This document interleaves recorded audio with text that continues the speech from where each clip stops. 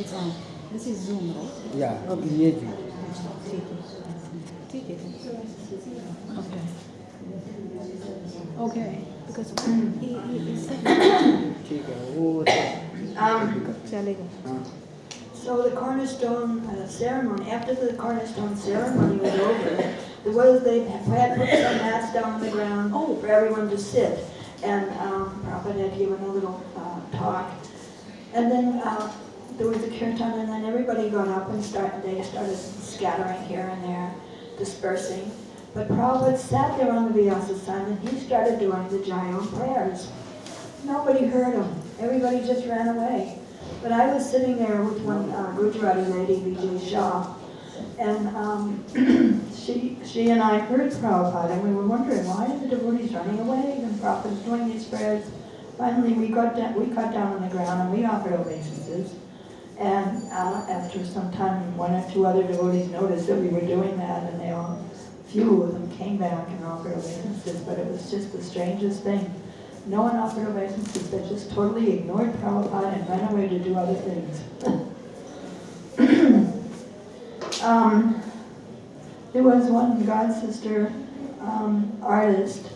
Her name was Devabhuti Devi Dasi, and she was elderly, maybe in her 70s, somewhere in her 70s, and she had done painted some of the original pictures in the original Krishna book, and Prabhupada was very pleased with her pictures, and so she came to India to stay for a while. Prabhupada had invited her to Bombay. And when she came, she had done pencil drawings. She brought for Prabhupada very large drawings. One was Govindaji in New York and Radharani in Paris. And they were very beautiful, and she presented this to Prabhupada. And we had a ladies' ashram there in Hare Krishna land, but it was just all very young girls. I was like the oldest one there.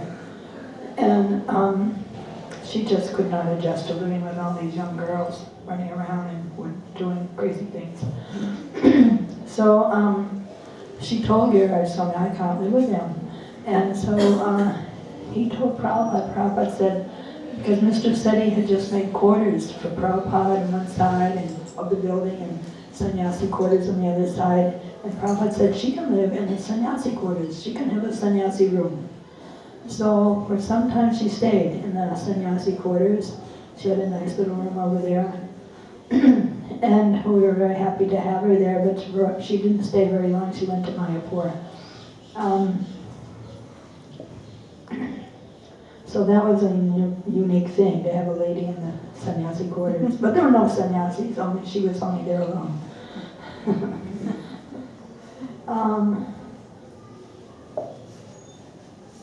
Because of her age, Prabhupada had given her that respect that she could have her own room, own separate room. There were two old ladies that used to come to the Hare Krishna land, to the small temple, and they liked sitting in the kirtan, and they loved everything about having the prasadam, and they just loved everything about Hare Krishna. So they wanted to join, and I allowed these two old ladies to join. But after they came to the ashram, they were not able to follow the program. Though they had promised they would follow everything, they couldn't get up in the morning, they couldn't do very much, and even for seva would be cutting sabzis in the kitchen. They also had even difficulty doing that. They just wanted to come for peace, be peaceful. So when it was brought to Prabhupada's attention that these ladies had joined, and Prabhupada immediately made me kick them out, and which was very hard to do. And he said that if you give a room and a fan, every single person in the whole of Bombay will come and join. So he said, they can't stay. Then there was an incident, two incidents of ladies in the temple room.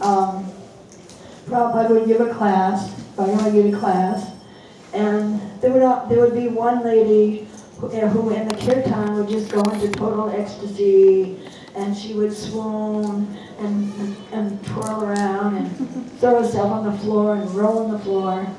and, do some really sahaja thing. Both times Prabhupada sitting on the Vyasa sign, both times he made me drag that lady out. It was two different ladies. He made me drag the sahaja lady out of the temple room. Second time, actually, the lady was quite big, and I couldn't quite do it until someone else helped me. But he did not allow it to go on at all. If that was going on, if someone was going to act like that, they had to be thrown right out of the temple.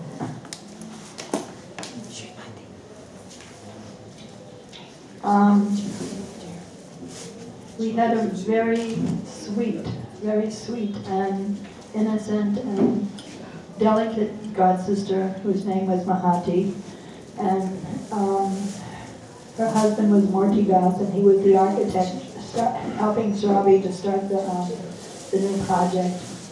And so she was there in the ashram, and she was a very delicate lady. Her personality was very sweet, and she was an artist. So artists were very sensitive, and she was also a poetess. She would write beautiful poems. But she had a difficulty that her body did not manufacture one chemical. We're not the bodies. We know that the whole body is just all chemicals. So she had one chemical that her body didn't manufacture, and when it didn't manufacture it, she went crazy. She would go around breaking all the windows in the ashram and kind of creating chaos everywhere. Even one time, she had stolen a letter opener from Giriraj Swami's desk and tried to stab Jagataka Maharaj in the temple room. It was all because it wasn't her, it was all, she didn't have this chemical. She bit somebody also. Huh? I remember she bit Multidas. I don't remember that one, but I remember that. it wasn't her. She was a very delicate, beautiful person, but if she didn't get her chemical medicine, then she was just like a monster. So one time, she made a beautiful rangoli in front of the doorway where Prabhupada would go on his morning walk in the morning, and he would come back. And she made a beautiful, huge rangoli right in front of his doorway. And it was very artistic and gorgeous. And in the middle she made a circle, and she put the word Krishna.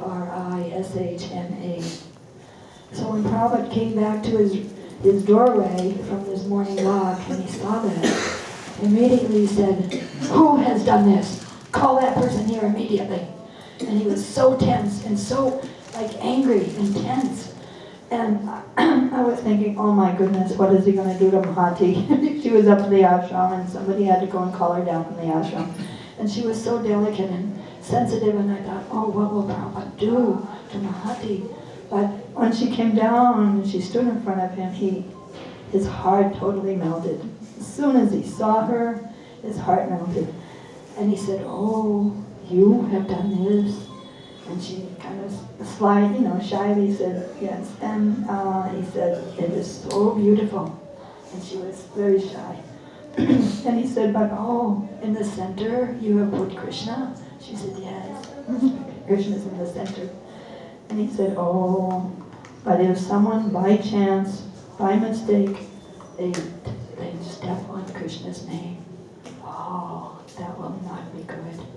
And he said it so sweetly and so delicately and so lovingly to her. But still, she was a little bit devastated.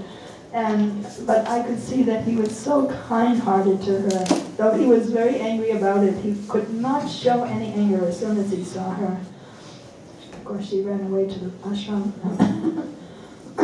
She never made a rangoli again.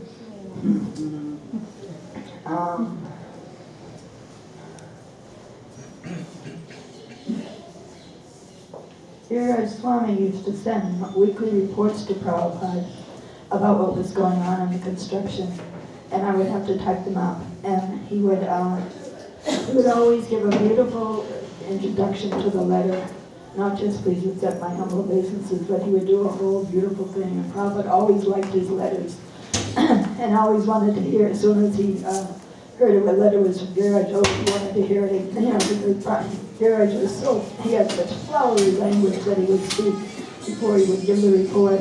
And if he missed a week, Prabhupada would be very anxiously waiting for his report, the next report. There was one Mr. Sethi, Mr. P.L. Sethi. I think most people know of him, and he was a friend of Prabhupada's. Prabhupada very much appreciated him and liked him, and they become like friends. And although Mr. Sethi accepted Prabhupada as his guru, but Mr. Sethi was from Lahore, which is now in Pakistan. When in 1947, when there was a partition, then all the Hindus had to, quickly leave Pakistan and come to the Indian side of the border. And so he had a huge bungalow there in Lahore. He was a wealthy man. And he was young. He had his son was 1.5 years old. He had to put him on his shoulder and run as fast as he could. I don't know how many kilometers to get to the airport. He and his wife, they ran for their life to get to the airport. And they got there and they got on a plane and they came to Chandigarh. One time in Chandigarh, in those days, the Punjabis, they used to wear swords because they were Kshatriyas. And they're big pagadi and all beautifully decorated like we decorate Krishna's pagadi. His was like that, and he would have a sword, and he would just let everyone know, what he was. And Who was that? Mr. Sethi. Oh, Mr. Sethi. The Yeah. construction one? Yeah. So he, one evening, he was walking along the street in Chandigarh, and three or four people tried to attack him. And so he immediately ascertained who was the leader of them, and he took out his sword and whammo, cut the man's head right off, right then and there. That fell down. The man actually walked a couple of feet, more without his head. And the other people that were with him, they just got, scared to death. They didn't want to attack him. They ran away. They all ran away. And there was one man across the street, when he watched it, he also ran away. Everyone becomes scared. Nobody ever attacked Mr. Sethi again. When Prabhupada heard the story from Mr. Sethi's son, he said, "This is Kshatriya."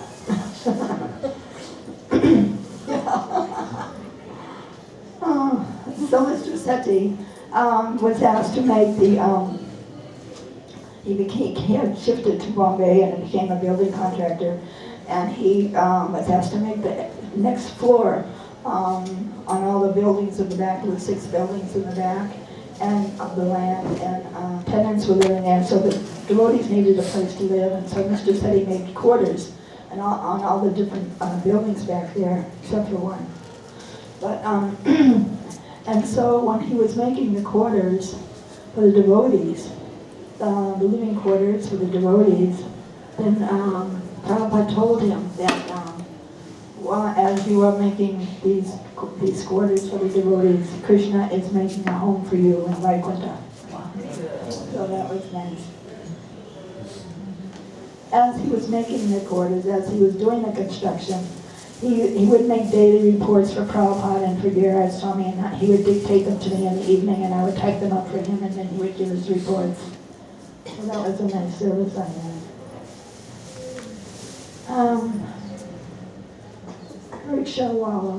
One time, a rickshawala, an auto rickshawala, in Bombay they have only auto rickshawalas.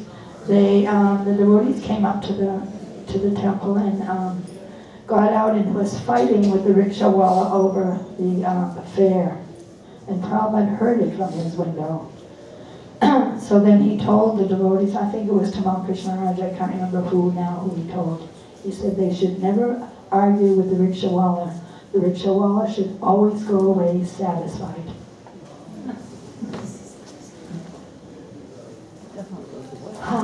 I was doing a lot of typing for Prabhupada. Whenever Prabhupada would come, there would be all legal work to do. Sometimes at 4 o'clock in the morning, I was in my office typing legal work for Prabhupada to sign. So,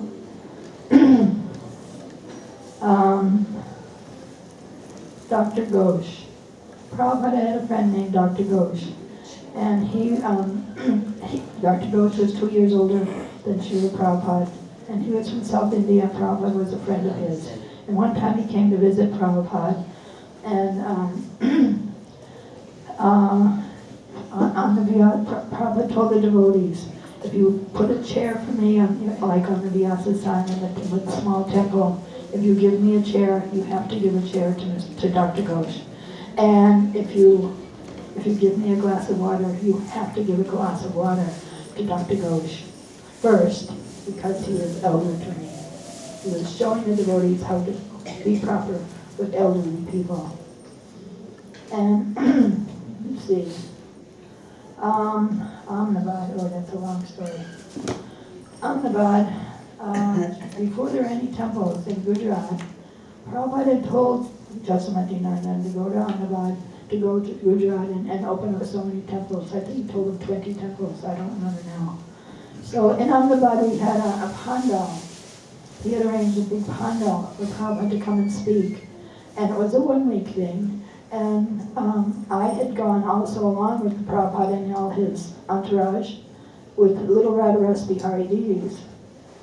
And we stayed in a life member's house, and I had the deities, and we'd go to the pandal every day. We had kirtan during the day, and we'd go to the pandal in the evening, and I'd set up a little altar, and the deities would be there, Radharas Bihari. And the people would come after the lecture. The people would come up on stage one by one. They'd line up on their own. They would line up and come up on the stage and offer obeisances to little Radharas Bihari. It would take sometimes a whole hour. I would be there a whole hour extra after that lecture, just waiting for the people to go by with Radharas Bihari. It was so sweet. That pandal actually lasted 10 days. The people would not let Prabhupada go home. Go away. When he first got there to Ahmedabad, he had like an arrival address at Mr. Patel's house, Bogilal Patel's house, and he had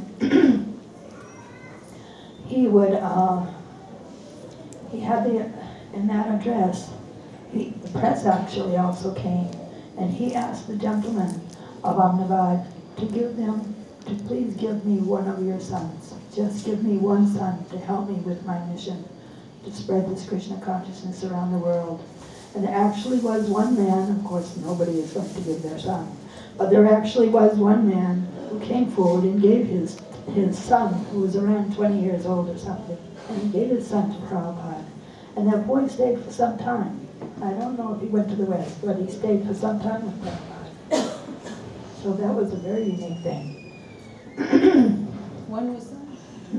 And the Ahmedabad, I think you were in Africa. Yeah. Let's see.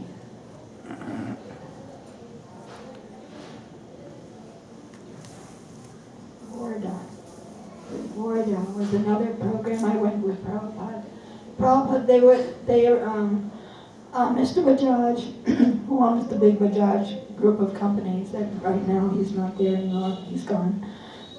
But he very much favored Prabhupada, and he was a big, besides being a big industrialist, he was a big political type person. And he liked all the political people like Gandhi and Nehru and so many others, and he would invite them. He had a big farmhouse in Warda, in Maharashtra, and he would invite them there to his house, to his farmhouse, and they'd have programs there.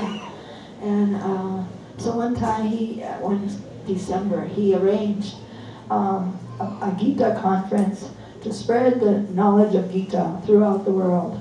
So he invited all big sadhus to come.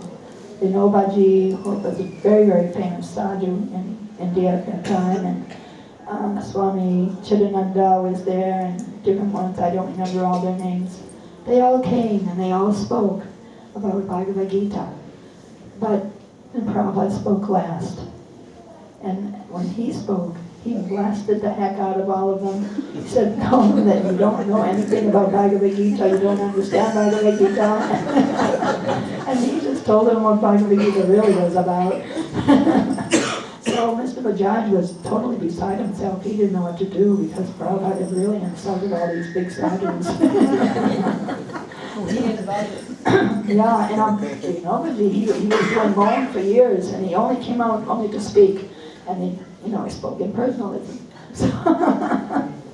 So Prabhupada didn't Mr. Bajaj didn't know what to do about all of this. He was trying to pacify all the sadhus, and it was funny. But before the actual conference, there was actually, I should say that first. When we first got there to Warda, as soon as we got off the train, we went over to, with Prabhupada, we went on over to a girls' school. There was a girls' school which was supposed to be an English medium school. Of course, none of them knew English, but it was supposed to be English medium. And Prabhupada, they asked Prabhupada to give a lecture, and so instead of speaking in Hindi, he just spoke in English. But we could understand, the devotees could understand. He was speaking for us. He was giving a lecture to them, but he was giving it for us. He was so kind to us that he would just speak in English so we could understand everything. And then later on, before the conference actually started, there was a Gandhi ashram was nearby, and they had a lot of ladies at that ashram. And they used to do Vishnu Sahasranam every morning. So one morning they came to Prabhupada and they sat there on the mats in front of Prabhupada and they chanted the whole Vishnu Sahasranam for them. And it was a beautiful raga. It just really stole my heart. It was so beautiful how they chanted the Vishnu Sahasranam. So then afterwards, Prabhupada just sat there kind of, just listening. And afterwards, I told Yarai Swami, we should chant it. It's so beautiful. We should chant this.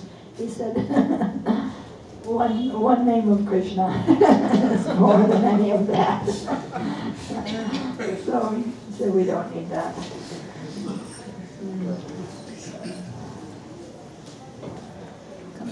Okay.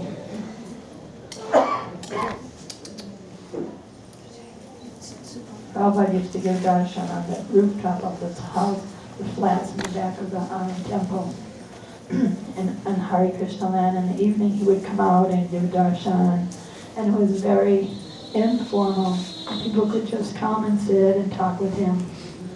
And one time, before I had my Gayatri, before I had gotten second initiation, one time I went up there to see Prabhupada. I hardly ever got a chance to go up there to be with Prabhupada. I was so busy. But one time I did go up there and Prabhupada was sitting all alone. And so he just looked at me and then he started chanting his Gayatri. But he wasn't covering his hand. So I was watching him. And when he saw me watching him, immediately covered his hand. But then people came in. I didn't get a chance to speak.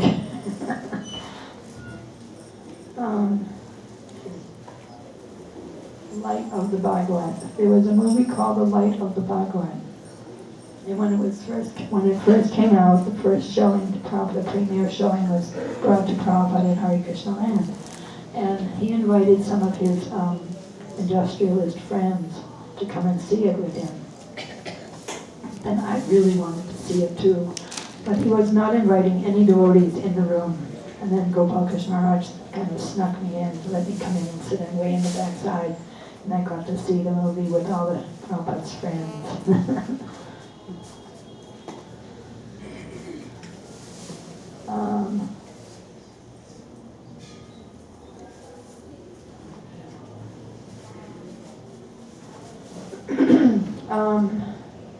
In Hare Krishna land, I said the other day that Prabhupada said that wherever there are palm trees, that is paradise, and we had more than 200 palm trees at that time on the Hare Krishna land. So the palm trees, after they get a little old, the leaves, the branches fall down, and occasionally a branch would be here or there, and the poor people use those branches for making wood, for making fires, and so they had some value. And when man used to come in and take some branch and take it off the land, when Prabhupada looked out his window one day and saw somebody taking away a branch, he immediately said, don't let them do that. Nobody can take the branches. Devotees had no use for them. But Prabhupada did not let anyone come and take anything from Hare Krishna land. It was like they were stealing it, and they were not allowed to take those branches away.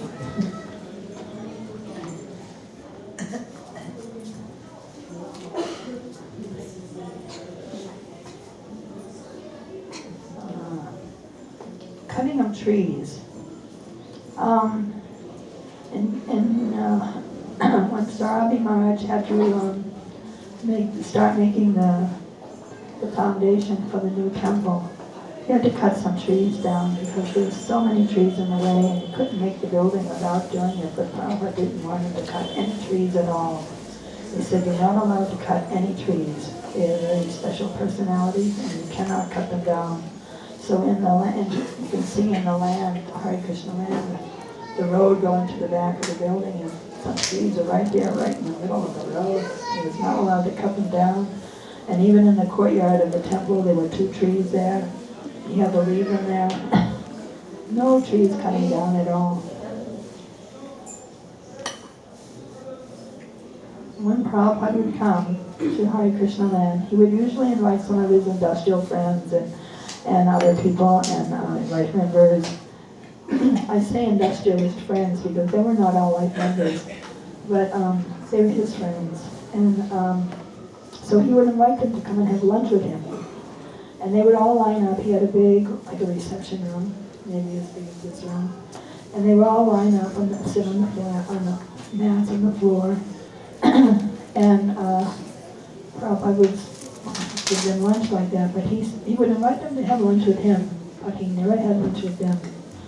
He would always go and make sure that everybody was eating nicely, and then he would go in his room and take his lunch alone. So I was one of the servers, and the first time I got to serve his friends, the sannyasis also would be there. Some sannyasis would be there. There would be quite a group. And Prabhupada directed the serving. The first time he directed me, everything what he wanted me to do, I had to do. First he would serve the sweet, and then he would serve savories, these kind of things first. Rice was last, and dal and sabjis, and then last of all was rice. And so he would have me serve like that, and then as soon as he saw someone that had something, finishing something on their plate, I would have to rush over and give them some more of that. And so like that, he would stand there and direct me. The second time, he watched me, and he directed me a little bit, but he kind of watched me to make sure I was doing everything right, and he didn't always tell me what to do. And the third time, he just stood there, and I just did what I knew I had to do, except for one thing. Ramaswamy Maharaj happened to be there, sitting there also. And he was very, very sick with dysentery, and he didn't want to eat anything actually, but he had to sit there.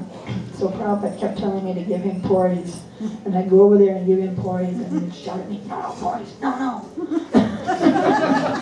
Then I would look at Prabhupada, and Prabhupada would say, give more porridge. And so I would give, and then I would, go away, and then Prabhupada would tell me, give him more porridge. And he kept making me give porridge and porridge. The poor guy he didn't know what to do. I had to do it.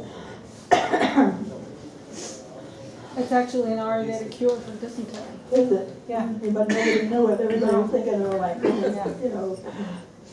Porridge porridge. cooked in ghee. Yeah. It's actually... Yeah. And the eggplant with that. Huh? Deep fried eggplant. Yeah. And deep fried eggplant. With the puri. But the porridge also is just Yeah. good enough. Only Prabhupada knew that. Nobody else knew it, and he was just dying. Let's see. I would have to go and buy whenever Prabhupada would come, I'd have to go and buy the fruits for Prabhupada, and I'd have to jump in a taxi and run down to the Dada train station. There was a big fruit and sabji market down there, and I'd have to go down there every day and buy a huge basket of fruit, all kinds of fruits. And then I'd bring it back, and one day it would be finished. I'd have to do this every day. Of course, Prabhupada didn't need all those fruits, but they were gone. And one day he asked for grapes, and it was not grape season. And I went down to the market, and I just went everywhere inside the market, and there was no grapes anywhere, except one man had some green grapes, and they were really green. So I bought them back, and the cooks were very angry. They said, why do you bring this kind of grapes? And I said, it's not grape season, nobody's selling grapes. So what to do? I don't think they gave them to him.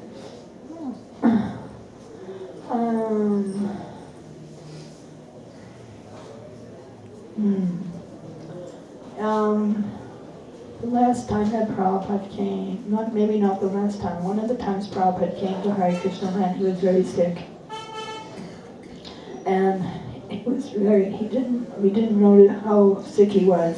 And then his quarters at that time were at the top of the second floor of this one building. And he had to walk up all those stairs. I had been getting the rooms ready with all the flower garlands and making everything nice for him. And so I was standing at the top of the stairs and I could see Prabhupada walking up the stairs and everybody else was following behind him. And no one could see the strained look on his face. He could hardly walk up those last few stairs. I wanted to walk down and grab him and help him up, but I didn't dare do it. And nobody knew how strained it was for him. So then afterwards I told Suravi Maharaj, and he immediately made a palanquin for Prabhupada, so the next time he came he would have a palanquin. And it was a very funny shape, but that stairwell was very small. So, but the next time that Prabhupada came, he didn't want to go to the new quarters. He had been sending telegrams to Suravi Maharaj to get the new quarters ready in the new building. I don't want to go to the old quarters. I'll stay in my new quarters in the new building. And Suravi Maharaj would send the telegram back. I have to type them out. He would send the telegram back. And they won't be ready, Prabhupada. I can't get them ready that fast. It's just not possible. And Prabhupada would send another telegram, get them ready. I'm going to stay in those quarters. And then Suravi Maharaj would send another telegram. I can't do it, Prabhupada. They won't be ready. So anyway, Prabhupada came and in the car, and they drove up to the old quarters. I had them all ready, all beautiful, and then Prabhupada would not get out of the car. He would not go to the old quarters, and it was all set up for him. And he said, "No, I won't go down. I want to go to the new quarters." So there was Rachitamra and Chaitanya. What was his name? Chaitanya Singha. They had a daughter named Jai Radhe, and she was just little, and she was there around the car, and so Prabhupada let her get in the car, and then they drove back to the new building, and Prabhupada got out of the car there, and he ran, and they had no electricity, so they had to find, at least they had the palanquin, they could bring him up in the palanquin, 5 flights of stairs. They brought him up there, and of course it was not ready. Because no one expected him that he would actually, force it to go up there. Well, we were putting cushion covers on everything in all the rooms. How it wasn't ready? No. Not this first time. Not this first time. That was the second time when he came back from London. This was before that. This was in after Gopurnima. Yeah, that's the 2 different times. It came like in the middle of the night or something like that. No, that was the second time. That was in September when he came back from London.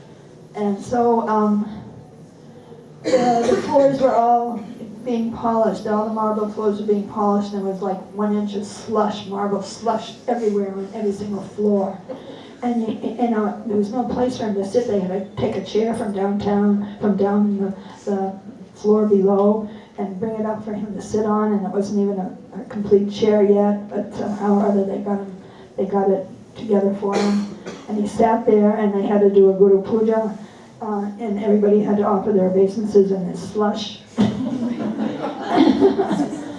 And so somehow or other he decided, I'm going to stay here.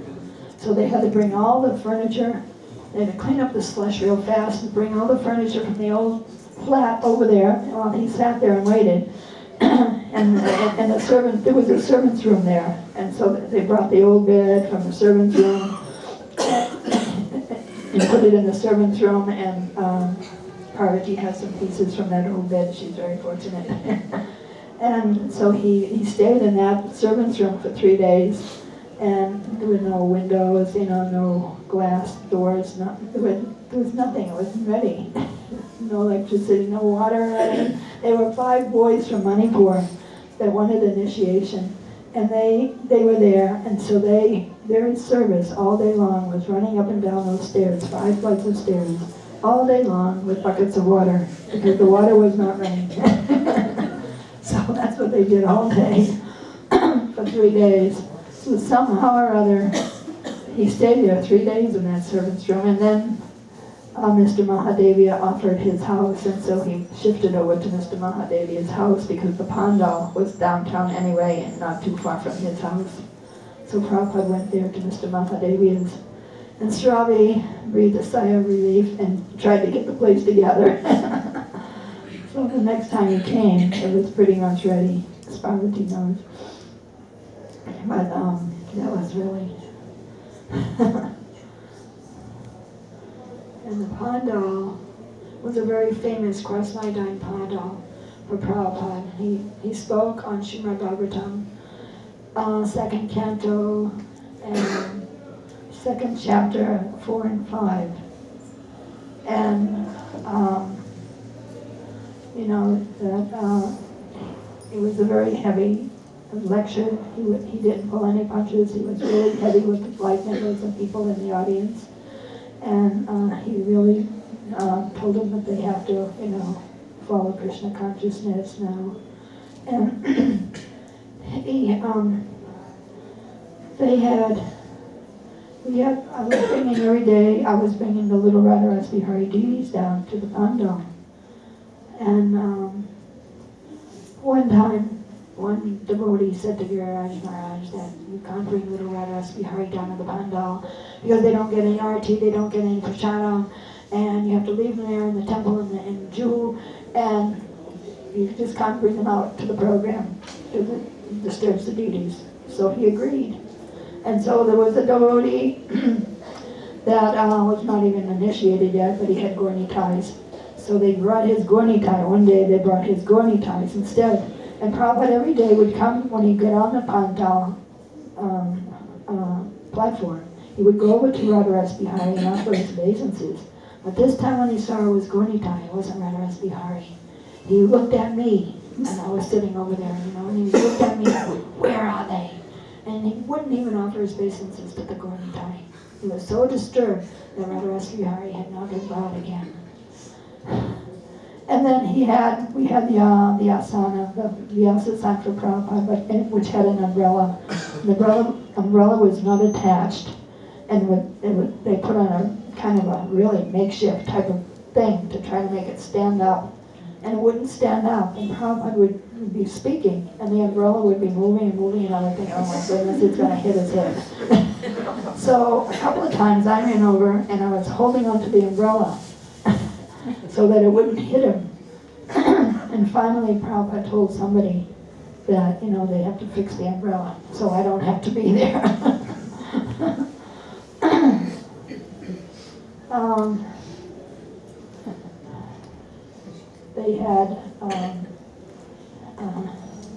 They had a drama, Vaikuntha Players did a drama of Ramayana, and the audience loved it so much.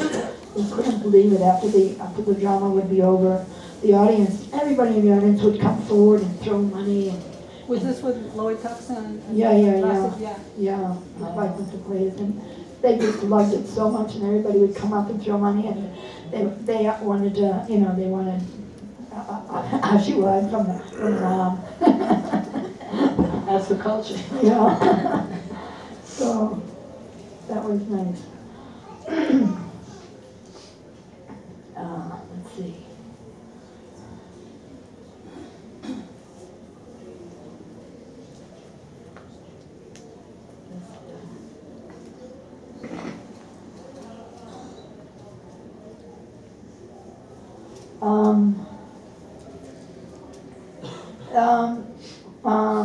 The girls were, for the new temple, some of the brahmacharis were making new clothes for Radharas Bihari for the new temple, Radharas Bihari and Sitaram and Gaur Nitai. So they were spending all day long sewing for the deities and very, jubilantly sewing, and they loved it. And Viraj nicely told Prabhupada that ladies are so they're sewing so nicely for the new deities for the new temple.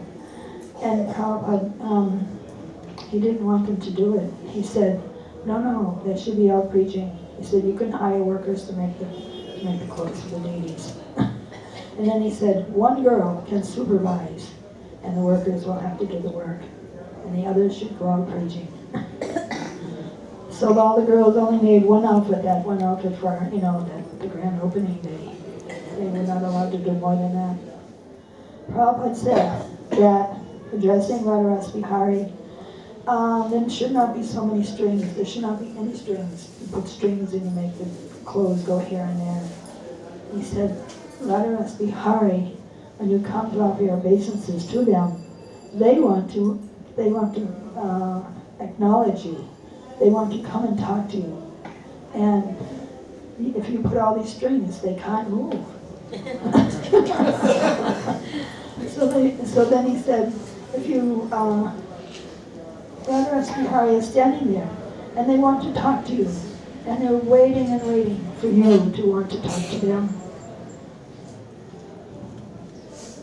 And one of my favorite stories is the story of the Muslim worker, which I've told it several times, but maybe I can tell it now. While they were making, the second time Prabhupada came in September, just before, he came back to Vrindavan, they were going 24 hours a day. They were working on trying to finish the temple. And they had so many workers there, ticking on the marble, and they're trying to make the marble, beautiful, and carving the marble. And 24 hours a day that was going on. It was a little bit, maybe it was disturbing to Prabhupada, I don't know. But he tolerated it because he wanted the work done fast. And Sarabi noticed that there was one Muslim worker, most of them were Muslim, and they were coming from Rajasthan, and he kept bringing in more and more workers from Rajasthan to try to get it done. But he said there was one old man, and he was elderly, but he was there doing his tick, tick, tick on the marble all day long, and he wore white, and he had a little white hat and a white beard, and he was kind of separate from the others. He would just do his work, and every time he would chant the names of Allah all day long as he would tick. He would chant the names of Allah, and even when he took his tiffin, his lunch tiffin, he didn't sit with the others because they would just talk nonsense. He would sit separately and keep on chanting and eating and chanting. And his whole life was Allah. And he was helping to make the temple of Radharasi Bihari, but his life was Allah. So Shravi thought that was unique, and he went and told Prabhupada about him.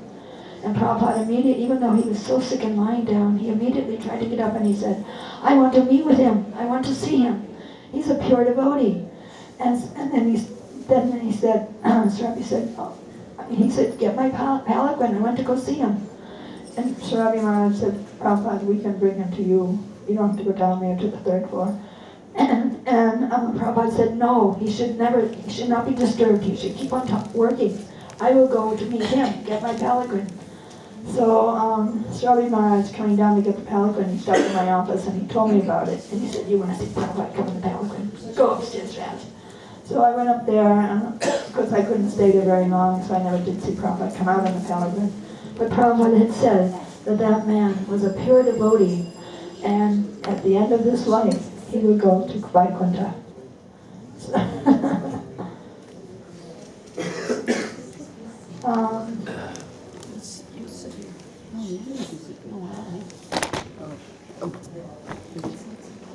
Prabhupada went to Vrindavan. At that time, Prabhupada got too sick and he couldn't stay in Bombay. He couldn't wait for the temple to be finished. So he decided to go to Vrindavan. And they booked a train for him, and a lot of devotees went with him. And as he was going out I was upstairs in his flat in the front room, and he was coming out in his wheelchair. Tamal Krishna Maharaj was there, and he was coming out in his wheelchair, and he had sunglasses on. And Tamal Krishna Maharaj said, this is the devotee who will take care of your flat while you're gone. And so Prabhupada nodded his head, and then they went out the door. and down the stairs, in the lift, right then the lift was working, and then I had to, the system was to put all the, put all the big sheets on all the furniture so that it would be preserved nicely until the next time he came.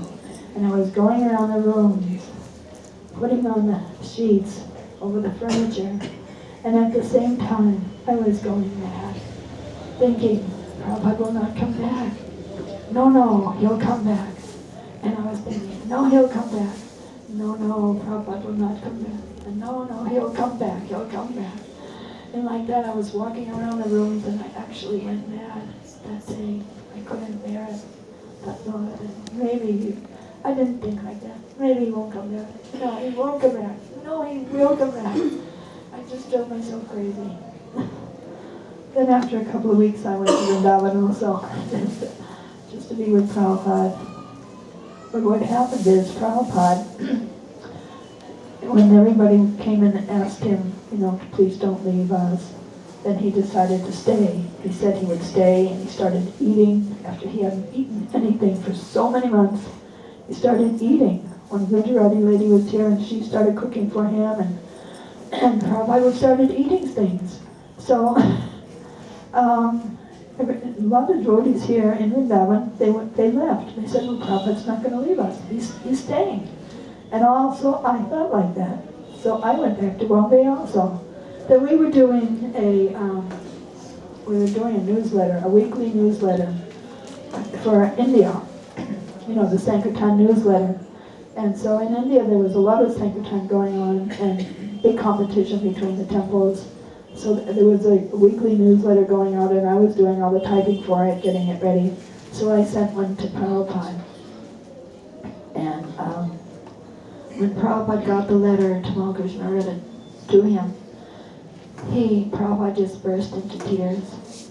And he was so joyful. There were tears of joy. He was so joyful that to hear the Sankirtan scores in India. And that was practically the last real service I was able to do for Prabhupada. Well, he was with us. Because a few days later he left. When he left, we didn't know in Bombay, us devotees in Bombay didn't know, but that evening there was a soft rain that fell over Hare Krishna land. Vijay Shah, one lady who used to cook for Prabhupada sometimes, she came. She was in her house, and she was all of a sudden she was feeling so lonely. So she came to the Hare Krishna land from Juhu. She walked. And she came to my office, and I was sitting there, and I was feeling all of a sudden so lonely. And I didn't know what it meant. And so we just kind of talked to each other for a minute, and she says, as I was coming, I saw this rain falling over Hare Krishna land. It's not anywhere else in Juhu, just over Hare Krishna land only. So we went down. I said, let's go down to the deities. So we went down to see the deities together. And we stayed there, and we sat there, and we chanted together, because we were feeling lonely together. We were feeling a little bit of company. And that was when Prabhupada left us. We didn't know until the next morning. We all thank goodness for Parvati's husband, Prasanatma. He flew us all to Vrindavan the next day, so we could be here the next day.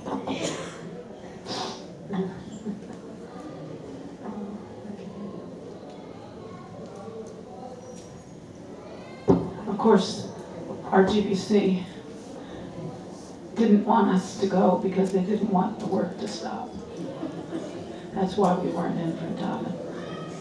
But that's not what Prabhupada wanted. He wanted everybody to He come. wanted everybody to come, and then And we our weren't told temple that. president said to me when I asked him, he said, well, and I asked, we heard that Prabhupada said that he wanted everybody to come to Vrindavan with him. Yeah. And then the temple president said, well, not everybody. Means they didn't want the work to stop. Yeah. So somehow or other we got the benefit of extreme benefit Yeah. of service and separation, Right. It really Like- was. like a blast in the brain.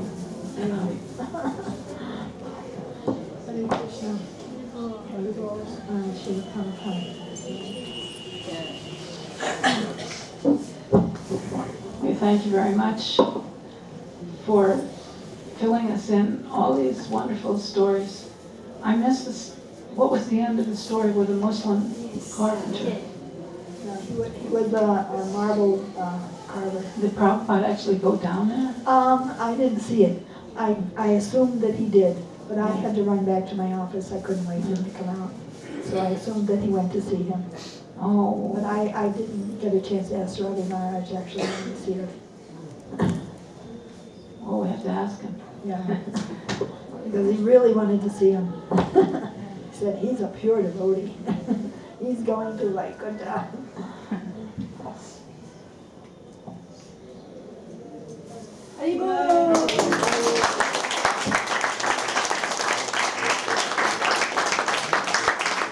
So now we will hear from Anada Mataji, who is also in Bombay and so many other places.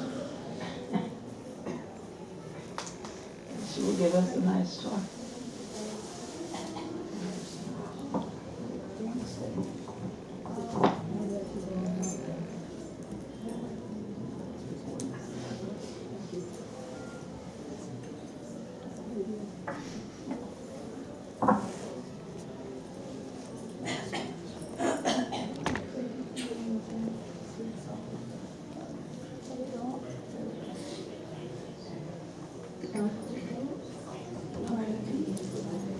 Do you want me to start at the beginning and end at the end, or go to Bombay? You just to start from the beginning when you met Prabhupada. Okay. We're interested in the Prabhupada stories. And anything you can give us, we're hungry for. Okay. I'll do my best. Glories to Srila Prabhupada. Put it a little closer to your mouth.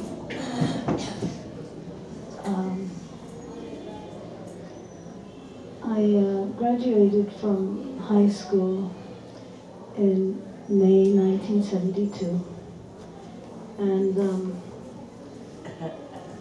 went on a Spanish club trip to Spain for a month. We were going to practice what we'd learned. So we traveled overland.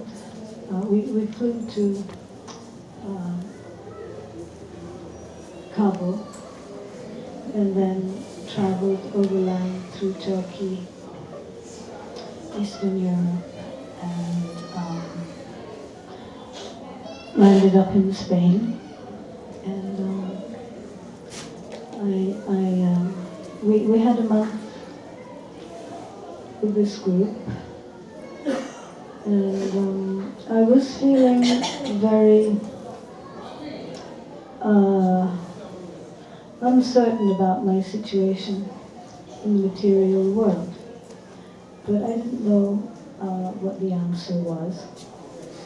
So I was trying different things. Like I felt I was a citizen of the world. I didn't need my passport, so I decided I would give it back to the Indian Embassy. This was at the end of after 1 month in Spain. So I gave it back to the embassy, and the embassy people talked to the chaperones and said, you know, she's going to need her passport. So we gave it to her, and they gave it back to me, so I had it back again. So then after they left, I was on my own for a month in Spain. And sorry? Where? In Barcelona. Well, we were traveling around a bit. Krishna protected me completely. But I didn't want my passport. I just felt it was a burden. I wanted to throw it away and just be a citizen of the world. So I knocked on the door of a United Nations official and said, look, I don't want my passport. Could you take it off me? I'm a citizen of the world. So he took one look. He took one look at me and gave me back my passport and slammed the door. So I continued. Sorry, Carlos.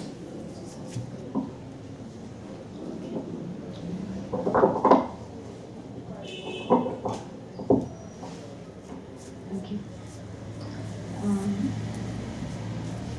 I continued on my travels, and I'd lost a suitcase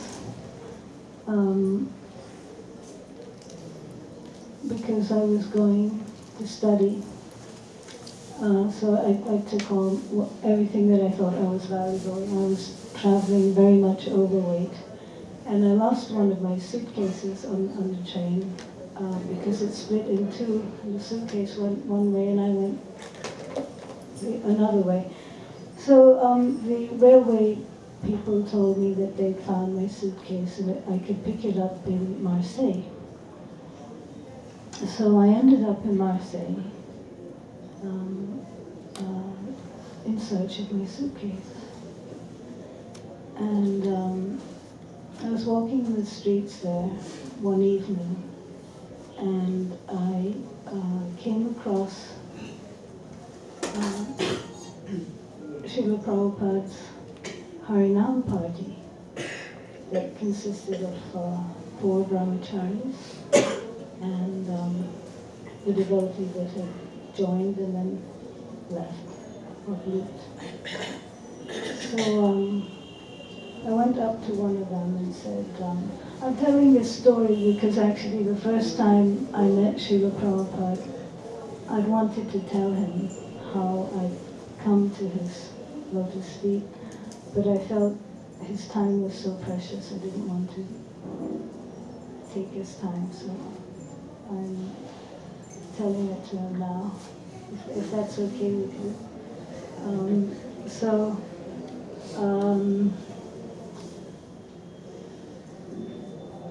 I went up to one of the devotees who was distributing these little leaflets. He was distributing small leaflets. Put the mic down. And went up to him and said, look, I don't have any problems, which was a lie. But I've been reading Krishnamurti and I just keep going around in circles. I can't get anywhere. So he looked at me and he said, they're all dogs.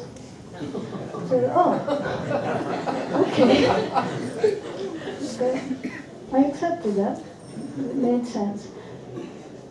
As soon as I heard his voice, I felt, here's a human being. It was the first time I'd heard the voice of a human being. It had a completely different tone to it. So he invited me to join the party, and I started to chant with the devotees. And as soon as I started to chant, I felt all my problems were gone. I felt, oh, well, this is it. All my burdens, this was the solution.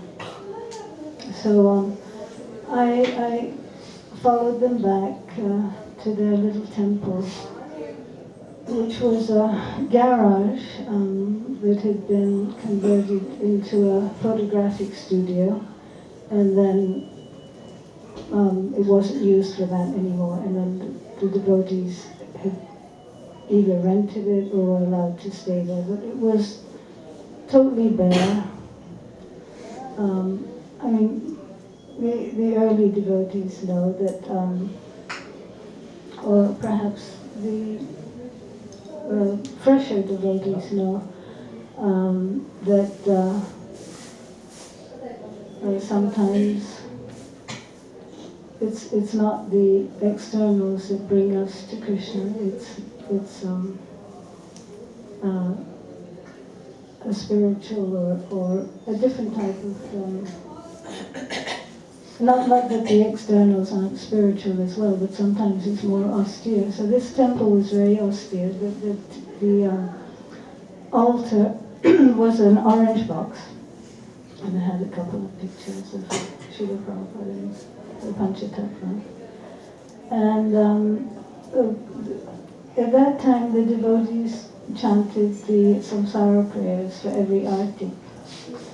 So, and also there was a picture of Mahavishnu on the wall, the one on the old Ishopanishad. So the Prabhava Vigraha, that was the name of the devotee. He was chanting the samsara prayers, and then he gave a Nectar of Devotion class.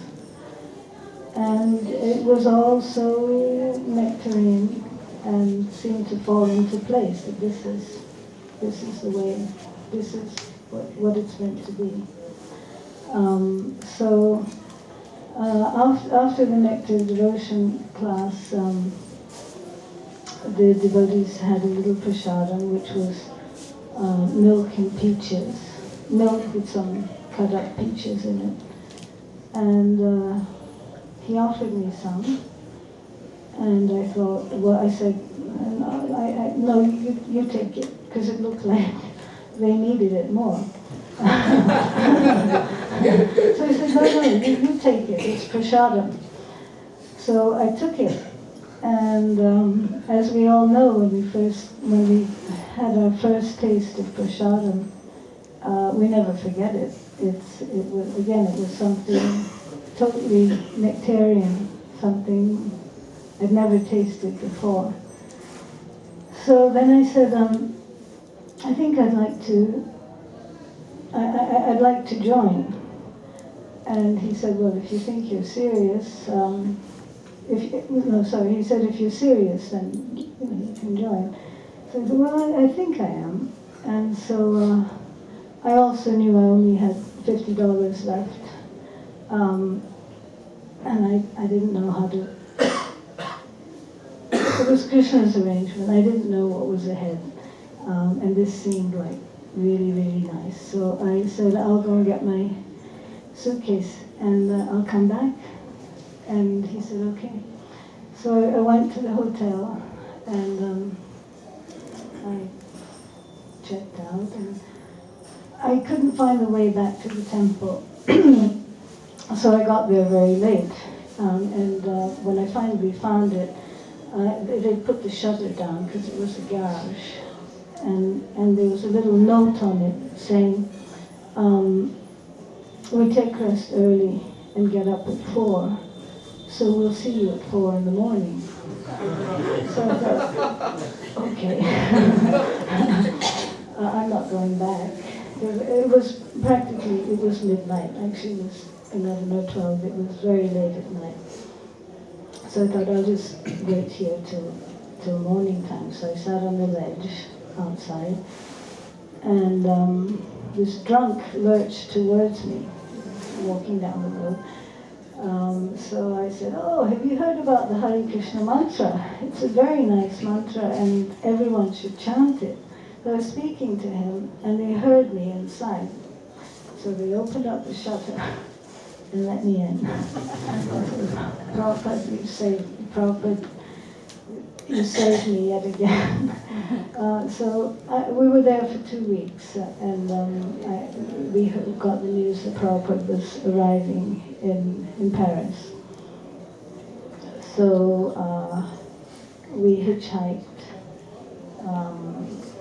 to Paris, and we arrived again at about midnight, and we knocked on the door, and guess who opened the door?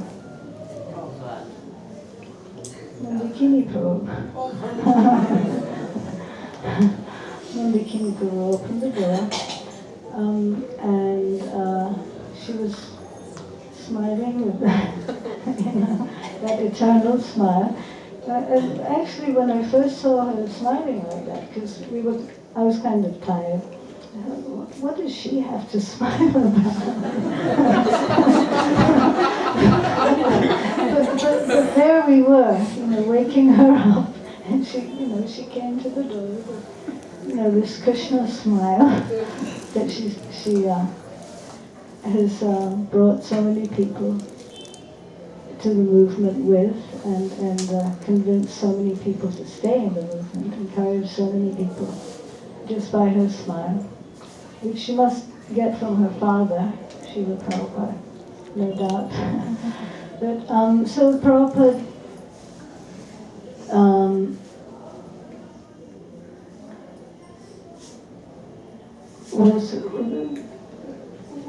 hadn't yet arrived. He was going to arrive, but devotees had come from Germany and from other parts of France, and it was a little temple, probably not bigger than Srila Prabhupada's quarters here.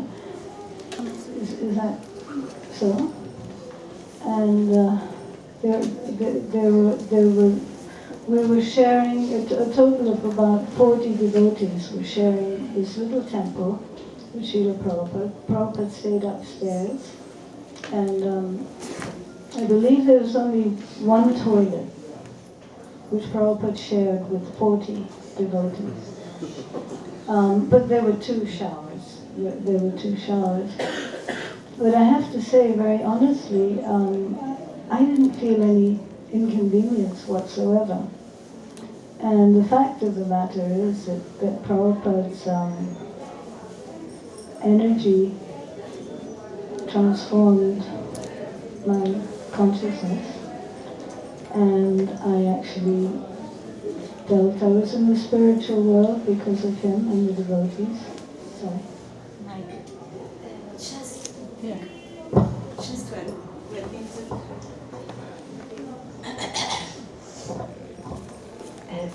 Speaking of the toilet, I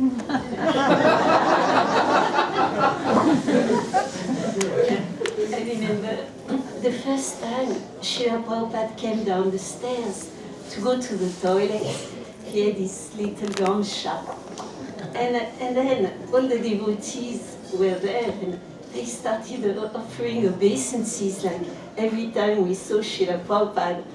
And Srila Prabhupada started to laugh. He found the scene very comical. For him, he was just going to the toilet. And then the devotees fell down like snakes.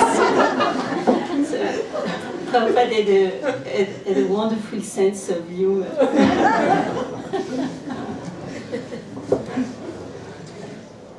Thank you. Please fill in Mandakini, because my memory is like, it's as dull as stone. Prabhupada, he would give Srimad Bhagavatam class in a room half the size of this, with Vyasa-san was there, and there was French windows opposite. So we had the sun here, and we had the sun rising as well. The whole room, the room was painted blue, and the color of the sun was like saffron morning sky. So again, it was just like the spiritual sky.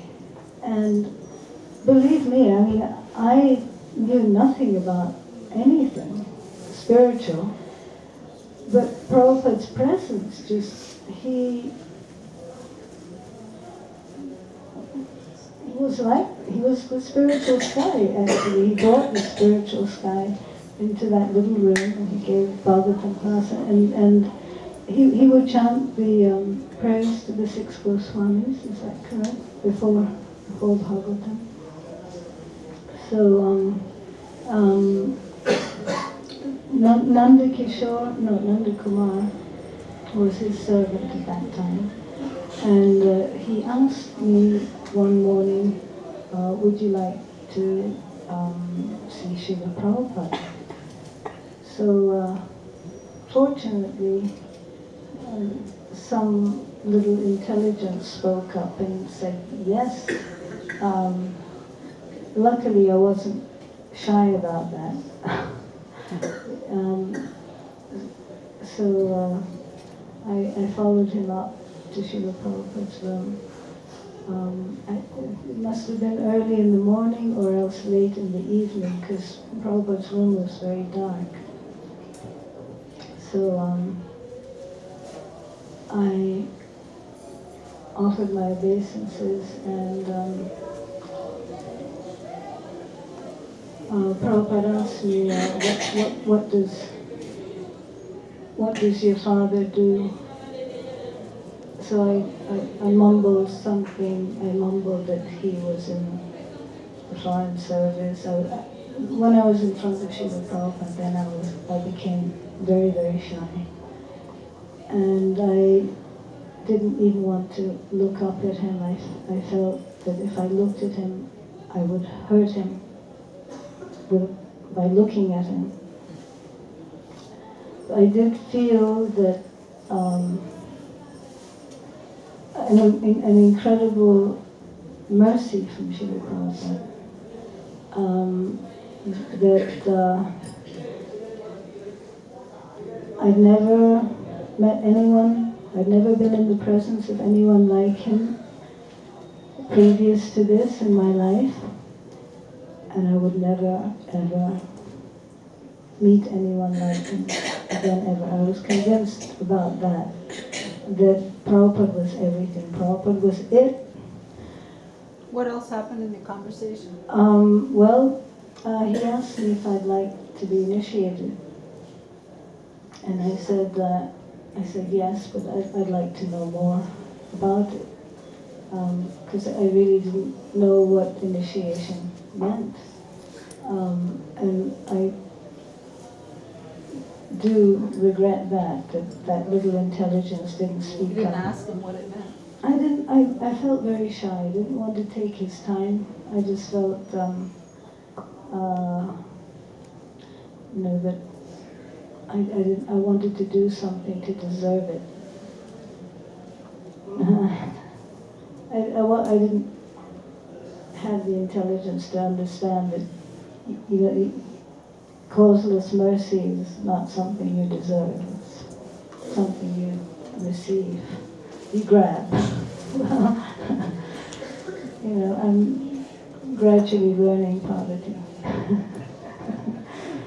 But that was the rest of the conversation, basically. But, yeah. So then,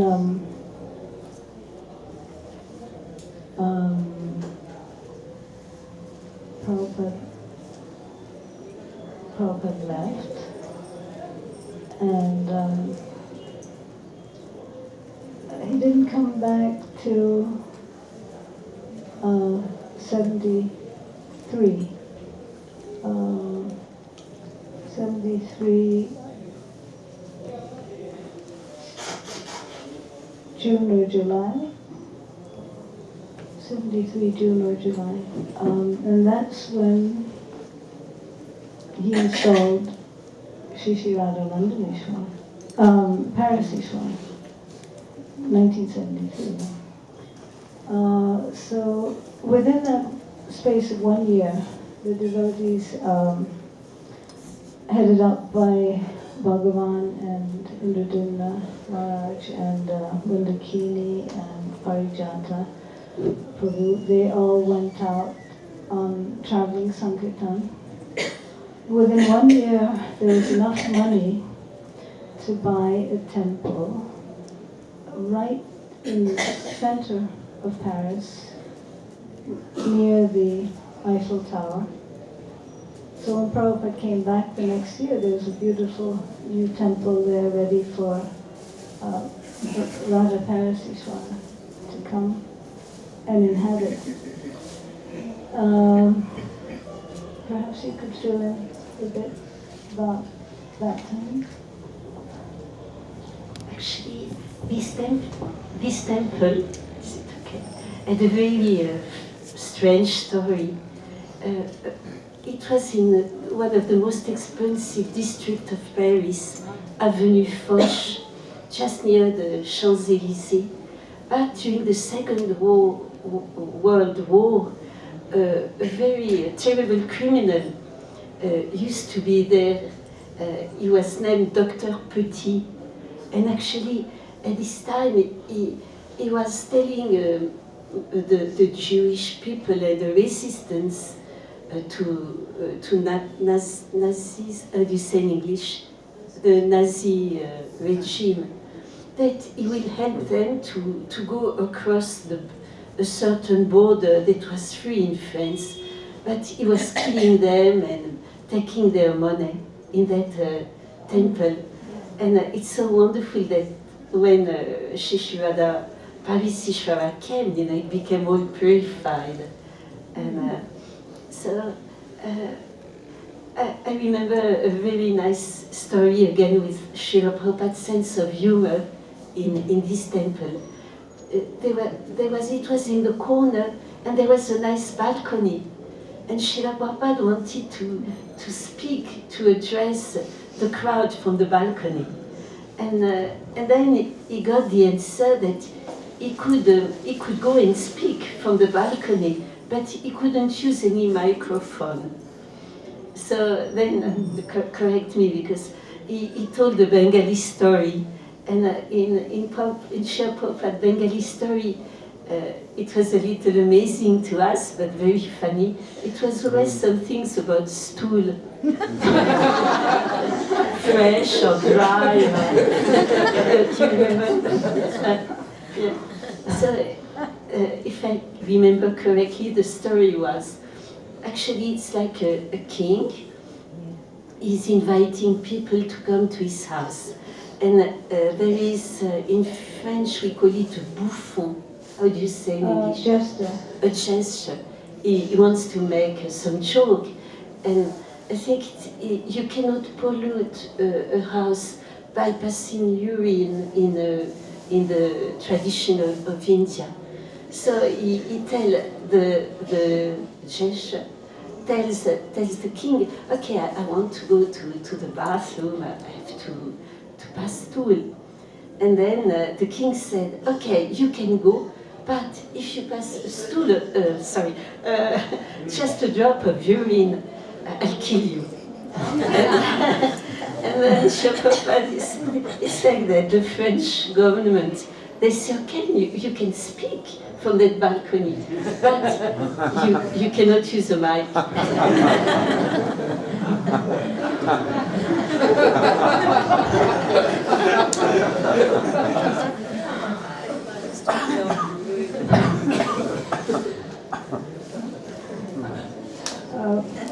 Srila Prabhupada was kind enough to give me Gayatri at that time, and I went into his room, and as Sukada was mentioning yesterday, I sat down next to him, and he was showing me how to say Gayatri, and he said, so do you understand? And I said, yes, Srila Prabhupada. And again, I was too nervous to ask, or, is this how you... I was just, kind of flabbergasted, just like Sukada. So for a while I was saying the whole mantra on each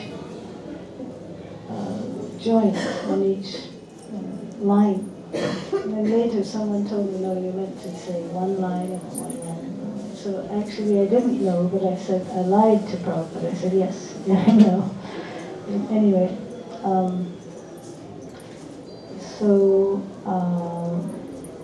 that was in 73. Then I wrote a letter back to my parents one time that I'm getting married.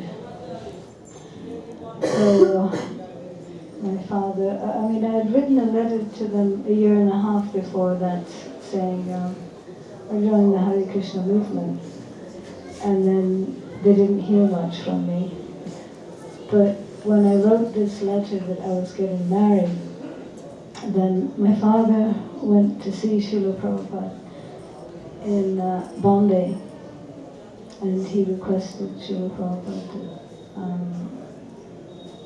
to, she's too young, I'd like her to study, her health isn't good, we want her back. So I came back to Delhi in November 1973. And at that time, Prabhupada wanted to get the same situation for a pandal that he'd had in 1970, which was right in the middle of Connaught Place, where the Air India building is now. The LIC grounds. He wanted it was called the LIC Life Insurance Company. He wanted the same place because all the government officials came after office. It was a very central location, so he was trying to get the same place. So when my father came to pick me up at the airport, he said, you know, your Srila Prabhupada, he asked me to try and get these grounds, but it seemed like there was nothing he could do to help. And he also said that Prabhupada had told him about how during the time of Maharaj Yudhishthira, the cows were so happy that the earth was muddied by the milk from their overflowing milk bags. So it's very significant that Prabhupada mentioned that to him. I feel this cow protection is the basis of spiritual civilization. And since it's Gopastami today, perhaps we can all make a vow to do our utmost to ensure that Prabhupada's desire for cow protection is pushed forward with great enthusiasm and effect. He obviously wanted the leaders to ensure that the cows and the Brahmins were protected. So then the location was at a place called Talkatora Gardens, and not many people attended because it was quite far away. So one evening after the pandal, Prabhupada had a little darshan in his room in Anandiketan. And the presiding deities at the pandal were Radhaparthasarthi, were to be Radhaparthasarthi. So in his darshan that evening, Prabhupada made the statement, he said, oh Tejas, he arranged this program in such a place that only the most sincere people could come. Because they would have to cross 7 oceans and 7 seas to get there. Again, Prabhupada's sense of humor. He was disappointed that, you know, he didn't get the location he wanted. But at the same time, he from there then he asked, he quoted the Shishastakam prayers, feeling your separation and considering one moment to be like 12 years or more. So he looked around the room and asked if anyone could quote that in Sanskrit. And no one came up with it. And then he looked at Rukmini, and he said, Rukmini knows. So then Rukmini said, Vishashastakam prayer. Then Prabhupada went near his harmonium and started to play. And he started to chant Hare Krishna. And he said, he chanted for a while. And then he pushed it away and he said to us, this is the way to please Krishna. Simply chant Hare Krishna in so many different melodies. Darshan was over. So that was very sweet. There was another time I came in, I was staying, there's one story. When I came back from France, I stayed with my parents and I couldn't handle it, but the Delhi temple was very difficult as well. I couldn't handle that either, so it was... Who was president? Tejasvi. but that was just, it was my weakness. But for me it seemed like it was between the fire and the frying pan. I couldn't figure out, where I should be, where I could be. So I came into Srila Prabhupada's room one day. I brought him a gift, a chadar, a raw silk chadar. So for some reason I didn't want Srila Prabhupada to know where I got it from, because I was a little, something inside of me told me that Prabhupada wouldn't like that I got it from the Ashoka Hotel, that I'd been to the Ashoka Hotel even. But it was a Khadi gram. They had a little branch. Everyone knows Khadi, right? Khadi gram. They had a little branch at the Ashoka Hotel, so that's where I got the chadar from. But I'd taken off all the... I put it in a plain paper bag, and taken off all the labels. And I brought it and I put it on his desk and offered my obeisances. And as I was getting up, he said, so this is from the Ashoka Hotel.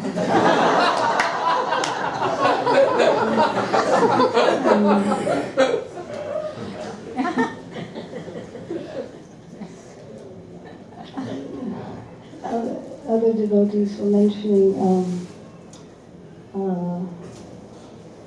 David Ahiti was mentioning how Prabhupada knew. Prabhupada knows. He knows everything. Yeah.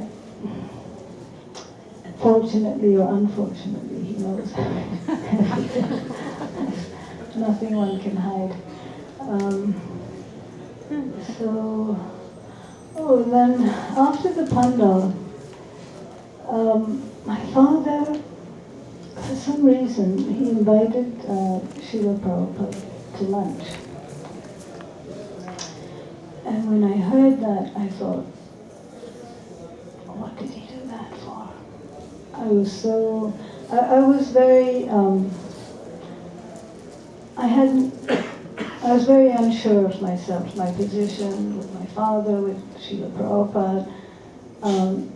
The relationships weren't strong like I would have liked, and confident like I would have liked them to be. So I felt very nervous. I was 19 at that time, 19 and a half. So Prabhupada said to my father, I'll come if she cooks. So I thought, okay. What am I going to do? I had no money. And I was a bit, I just didn't know what to do.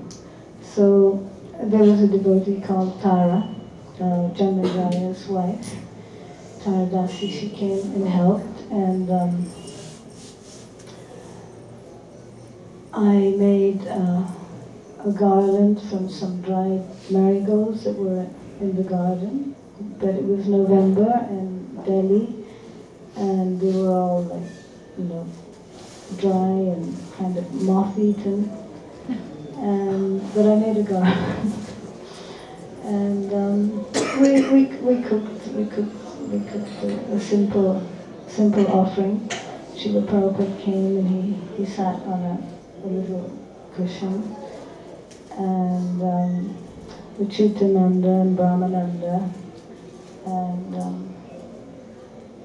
maybe Tejas came and Janmanjaya. And I remember Achyutananda led a kirtan, and I felt, oh God, it's such a high pitch. Everything seemed like really, you know, not the way I would have liked it to have been to receive Srila Prabhupada. But then I saw my father chatting with Prabhupada. He showed him his ring, and my father never wore a ring, never ever. But he put this little ring on his finger that said R.K. Those were part of his initials. So he brought it up close to Prabhupada and said, look, Radha Krishna.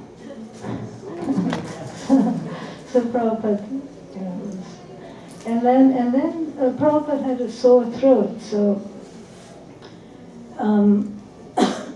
I saw my father again. He approached Srila Prabhupada with a teaspoon, and he said, this is ginger, honey, and tulsi.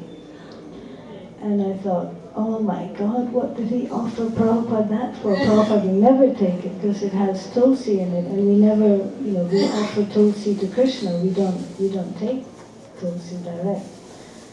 So, but Prabhupada took it.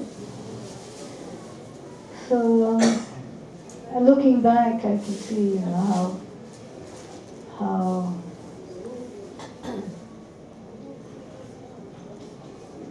if I had been stronger and clearer and, you know, more Krishna conscious or Prabhupada conscious, I could have, you know, make it, you know, so much nicer, at least for myself. But Prabhupada, after he'd taken prasadam, he lay down on the divan for a little while, rested, and then he drove. My father had sent the car, so he drove back to the temple.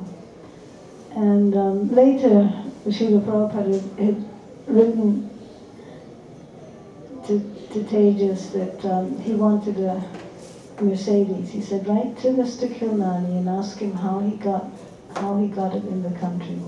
Because there was a conversation he had in Mayapur in 1975 with Pusta Krishna Maharaj. They were talking about, first of all, they were talking about helicopters.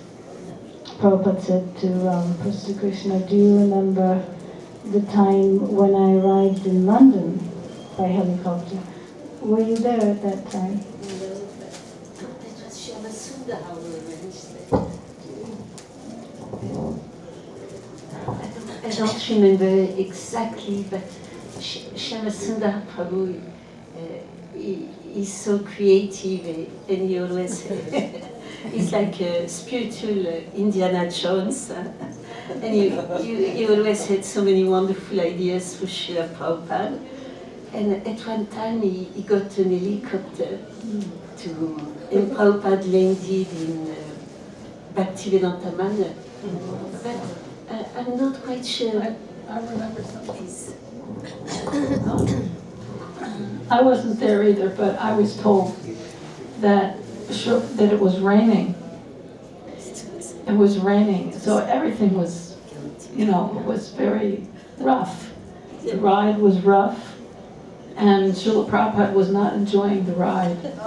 And I think he said something like, it was just like being in a washing machine.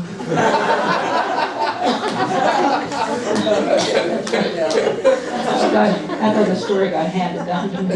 I heard that it was Shyam Sundar that wasn't enjoying the ride. No, Shyama Sundar just thought the whole thing was, you know, great because he was very adventurous. Okay. Because I heard a story where Prabhupada was like looking at Shyam Sundar, and Shyam Sundar was a little. But we need to get that story, because it's a very nice story, that one. Because between them something was going on. Either I believe the Prabhupada was like, he wasn't at all perturbed, but Shyam Sundar. Well, was a I little- heard that Prabhupada told him that he didn't want to do this again. Okay. Well, listen to what happened in Mayapur in 75. Prabhupada was speaking to Pusta Krishna Maharaj, and he said, remember that time when we landed at Bhaktivedanta Manor in the helicopter? That was very nice. He said, if you could arrange something like that from Calcutta to Mayapur, then... And then Pusta Krishna Maharaj said to him, and actually Srila Prabhupada, the helicopters are quite dangerous. If the propeller stops going, they go straight down. So then Prabhupada said, okay, then we won't do it. But he started to talk about cars. He said, these ambassador cars, they're tin cans.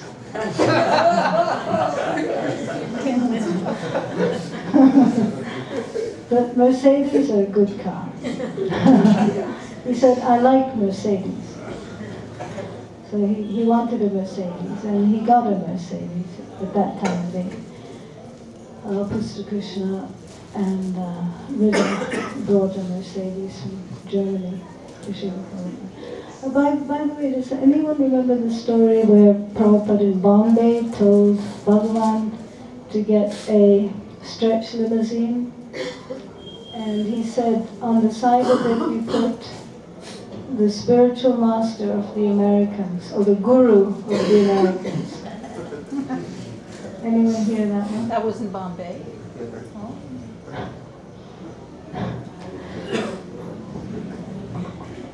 And he said, I can't remember exactly. I wonder if Aditya remembers this. I remember that he said he wanted one of these limousines should be white. That's And the on time. one door, I can't remember what he said, on one door there should be one thing, on the other door, the other, maybe the founder in charge of the International Society for Krishna Consciousness, and on the other door would be A.C. Bhaktivedanta Swami, Guru of the Americans. I think, it was something similar to that. It wasn't exactly that, but that was the general idea.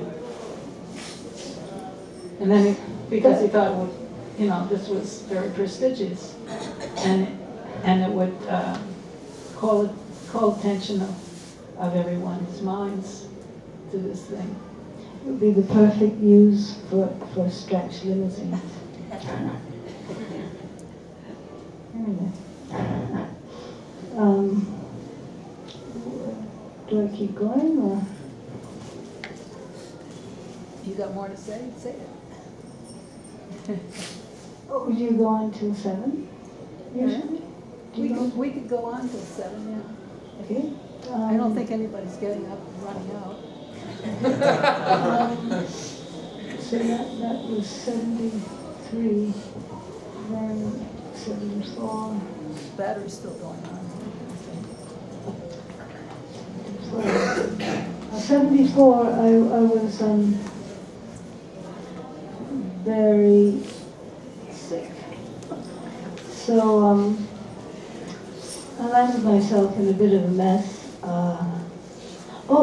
In 1974, January, I think it was January, if anyone knows, please pitch in.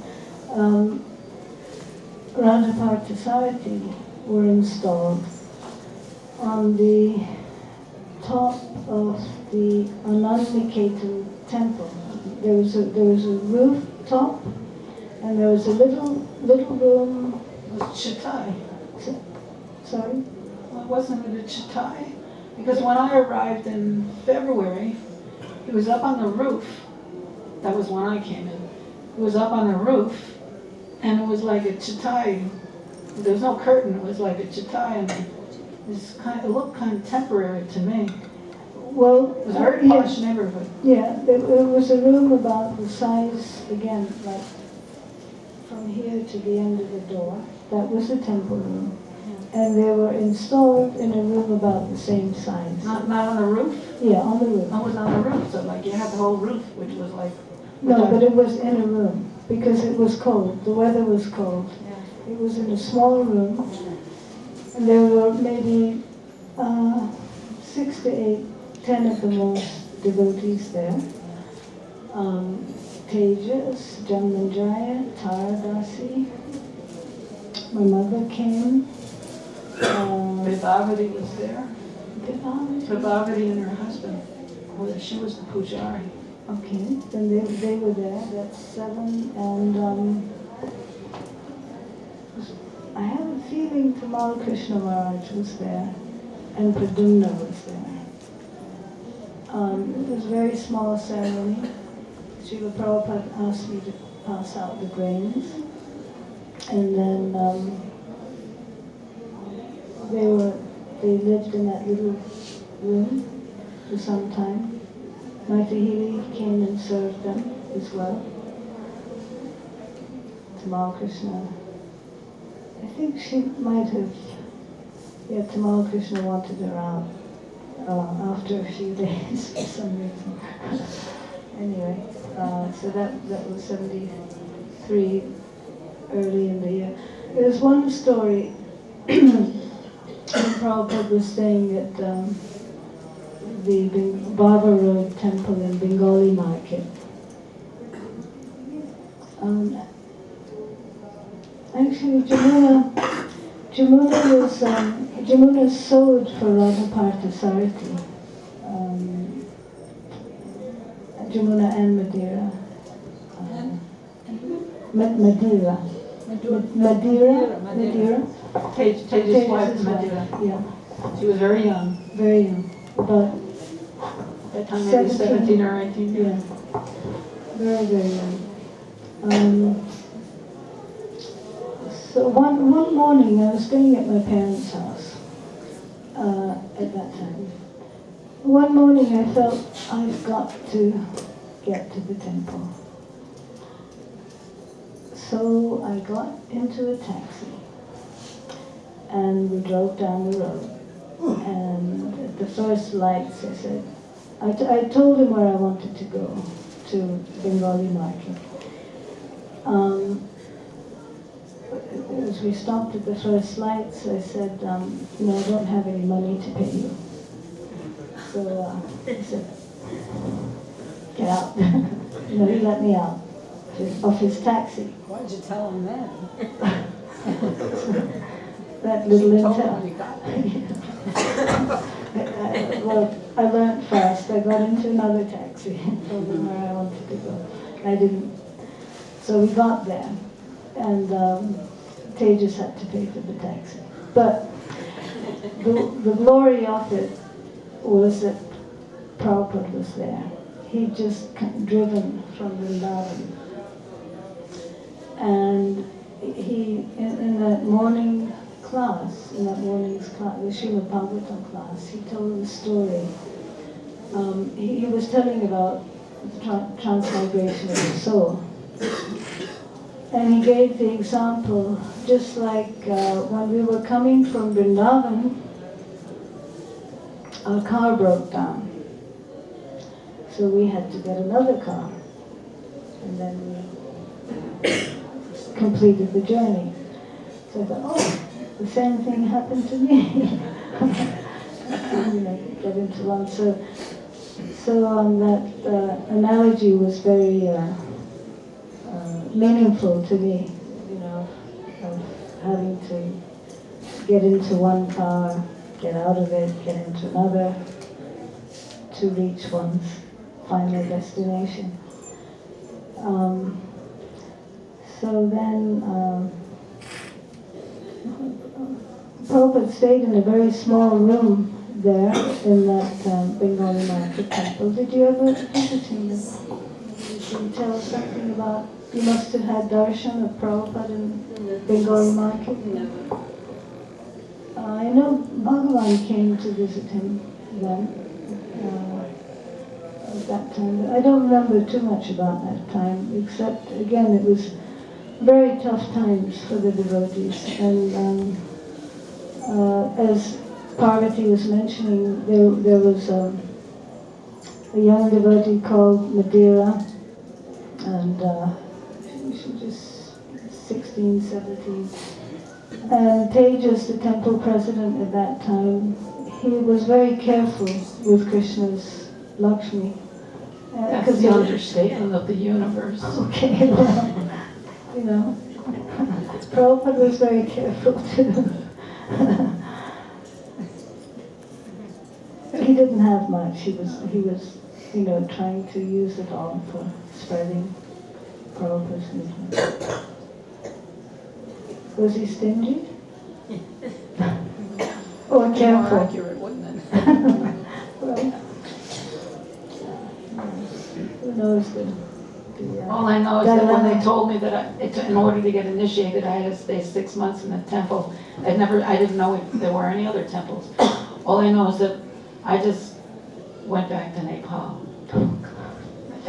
There was no way I was going to stay 6 months in the temple, because his mentality was just very, it wasn't just careful, it was, well, you know, you didn't feel any loving tendency with it. Well, Delhi's a very tough place to preach, and you know, maybe that rubbed off on Tejas a little bit. I don't know, but it's very difficult. Anyone? Do you preach in Delhi? But now they are doing very good preaching. Now they, yeah.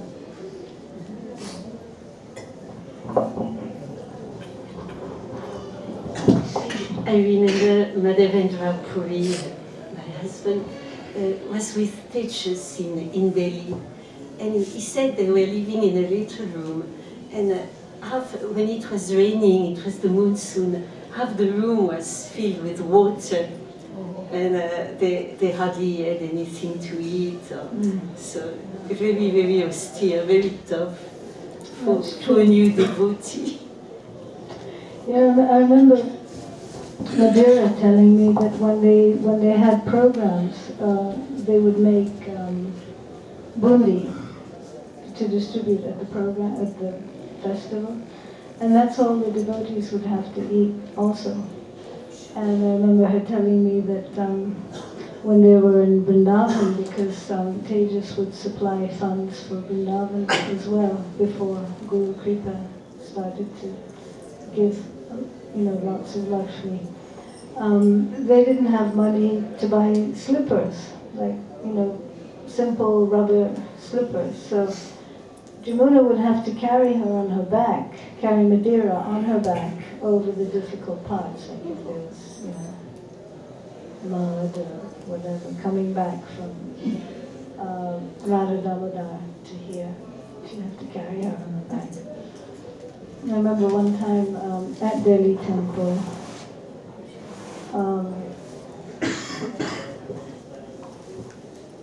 yeah, times were tough. I remember one time Madeira had a tub of quality ice cream, and she opened it up, and she was eating it right in front of me. She didn't offer me any, and I was thinking, oh, that's strange. She's not, you know, she's not even offering me a little bit of. She's not sharing it with me. But actually, it was that tough that, you know, she got a little sense gratification somehow. She held on to it. It was very, very tough. Again, you know, that for Prabhupada it wasn't. When Shyam Sundar said to him, "Oh, isn't Delhi difficult? You know, isn't it so different from Vrindavan?" Then Prabhupada just looked at him and said, "This is Vaikuntha." That's who came to give us Vaikuntha. He kept pushing us, encouraging us to not take the material conditions so seriously, but just to do our service, and we would be in Vaikuntha. So I had a lot of difficulty doing that, following in Srila Prabhupada's footsteps. And I remember that year, 74, I had a lot of difficulty focusing. So I went to Bombay and tried to do some service there. Oh, that marigold garland, by the way, that moth-eaten marigold garland that I offered Prabhupada. Prabhupada had it on his neck for less than 10 seconds. He took it off immediately and gave it to Bhagarva. Bhagarva was there as well at that time.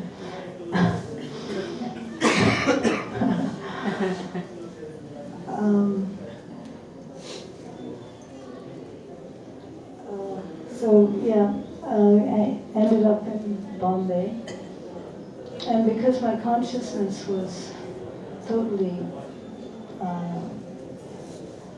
not Krishna conscious, I had difficulty focusing, because I was used to Sankirtan and Harinam, or chanting and dancing in front of the deities, and I was used to having friends around me like Mandakini and Aditya. And then all of a sudden, there was nothing, so I didn't know, I couldn't focus. So, to cut a long story short, I ended up in hospital, and again, Prabhupada wrote. Okay, so then my father and brother-in-law came and picked me up, and I went home again for a while. And then Prabhupada wrote to Bhagarva to come and take me back to Bombay Temple. So I was back in Bombay, and Giriraj Maharaj took me to see Srila Prabhupada because I felt I needed to go back to France and get back into my service. So I just was having difficulty. So and Guru Gauranga was there at the time, and so Prabhupada, Giriraj Maharaj took me in, and he said to Srila Prabhupada, she wants to go back to France. So Prabhupada looked at me and said, so you like France better than Bombay? And I didn't say anything. And I was feeling, this is because my relationship with Srila Prabhupada was not proper. I was feeling a little annoyed. I said, it's not that I like Paris better than Bombay, I can't fit in. But Prabhupada knew it wasn't a question of where you were. It was a question of where your consciousness was at, and he was trying to pinpoint that to me, that's where the problem is. It's your consciousness, not where you are. So I'm forever grateful for that as well. That it doesn't matter where you are. When Dakini went to Russia and preached, or devotees preach all over the world in such difficult circumstances. They're not dependent on the material conditions. Parvati, you're here in Vrindavan all year round, but you don't. It's too hot, too cold. And that's what Prabhupada wanted of us, and he didn't waste any words, and he wasn't sentimental. He was very kind, but because he knows what we need in order to become proper servants of Krishna, then he's training us in that way.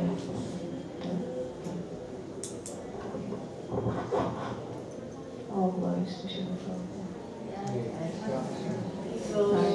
Thank you very much. Thank you, Prabhupada.